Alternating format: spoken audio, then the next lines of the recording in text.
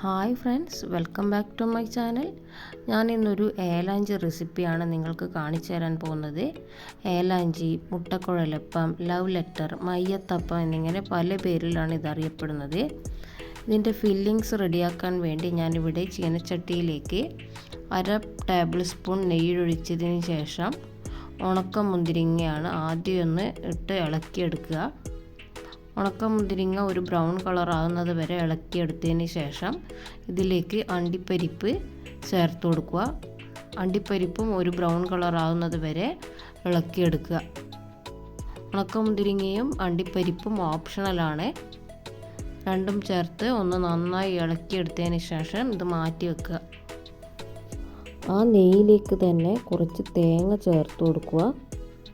അതിനുശേഷം ഇതിലേക്ക് ഞാനൊരു ടീസ്പൂൺ അളവിൽ ഏലക്കായും പഞ്ചസാരയും കൂടി ചേർത്ത് പൊടിച്ചതാണ്, അത് ചേർത്ത് കൊടുക്കുന്നുണ്ട്. പിന്നെ പഞ്ചസാര നിങ്ങൾക്ക് കൂടുതൽ മധുരം ഇഷ്ടമുള്ള ആളാണെങ്കിൽ കുറച്ചധികം ചേർത്ത് കൊടുക്കാം. ഞാനിപ്പോൾ 2 ടേബിൾ സ്പൂൺ പഞ്ചസാരയാണ് ചേർക്കുന്നത്.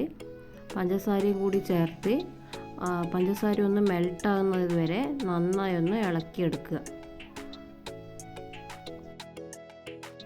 തേങ്ങേൻ്റെ കളറൊക്കെ ഇപ്പോൾ ചെറിയൊരു മാറ്റം വന്നിട്ടുണ്ട്. ചെറിയൊരു ബ്രൗൺ കളർ ആവുന്നുണ്ട്. അധികം ബ്രൗൺ കളർ ആവേണ്ട ആവശ്യമില്ല. പഞ്ചസാര മെൽട്ടാകുന്നത് വരെ ഒന്ന് ഇളക്കിയെടുത്താൽ മതി. അതിനുശേഷം മാറ്റി വെച്ച അണ്ടിപ്പരിപ്പും മുന്തിരിങ്ങയും കൂടി ഇതിലേക്ക് ചേർത്ത് നന്നായി ഒന്ന് മിക്സ് ചെയ്യുക.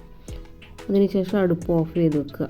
ഇനി ഇതിൻ്റെ ബാറ്റർ തയ്യാറാക്കാനായി ഒരു മിക്സിയുടെ ജാറിലേക്ക് ഒരു മുട്ട പൊട്ടിച്ചൊഴിക്കുക. അതിനുശേഷം അതിലേക്ക് മൈദപ്പൊടി 1 കപ്പ് അളവിലാണ് മൈദപ്പൊടി ഞാനിപ്പോൾ ഇവിടെ ചേർക്കുന്നത്. ഇനി മൈദപ്പൊടിയിലേക്ക് ഒരു 1/4 ടീസ്പൂൺ മഞ്ഞൾപ്പൊടി ചേർത്ത് കൊടുക്കുക. പിന്നെ ഒരു 1/4 ടീസ്പൂൺ ഉപ്പ്. പിന്നെ ദോശക്കൊക്കെ അരക്കുന്നത് പോലെ കുറച്ച് വെള്ളം കൂടി ചേർത്ത് ദോശമാവിൻ്റെ ആ പരുവത്തിലൊന്ന് അരച്ചെടുക്കുക.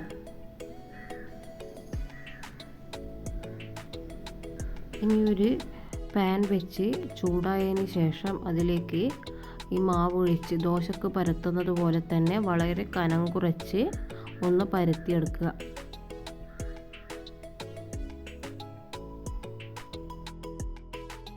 ഒരു സൈഡ് വെന്ത് കഴിഞ്ഞാൽ മറ്റേ സൈഡൊന്ന് തിരിച്ചിട്ട് കൊടുക്കുക. 2 സൈഡും വെന്ത് കഴിഞ്ഞാൽ ഒരു പാത്രത്തിലേക്ക് മാറ്റി കൊടുക്കുക.